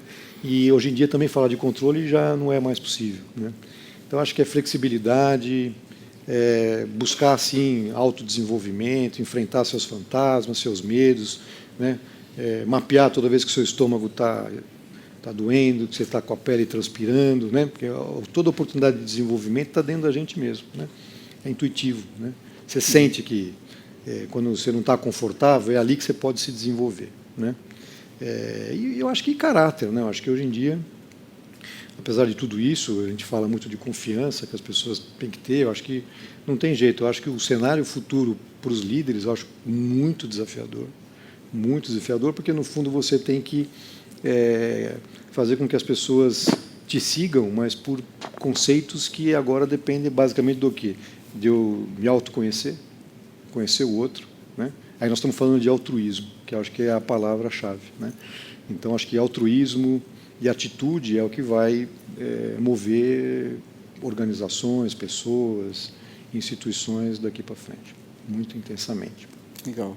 Fábio, muito obrigado. Que você trouxe aqui para a gente hoje é um pedaço do que a Porto Seguro vem fazendo, um pedaço do que você vem fazendo na sua carreira, mas eu tenho certeza que já serviu de inspiração para bastante gente. Quem está na jornada vai poder ver muito mais coisa hoje e amanhã, quem está na jornada aqui na Porto, né? Talvez fazer mais algumas perguntas, entender coisas mais de próximo, mais de perto, mas eu quero agradecer imensamente. E a Carol tem aqui uma lembrança que jamais vai pagar isso a sua manhã aqui conosco, mas que a gente gostaria de entregar simbolicamente, né, como gratidão pela sua contribuição para o nosso evento de hoje. Muito obrigado. Já que você gosta de arte, a gente trouxe uma peça da Nené Cavalcante, uma ceramista de Alagoas, que ela mescla a cerâmica com umas peças que seriam consideradas lixo. Muito obrigada. Muito obrigado. Obrigado.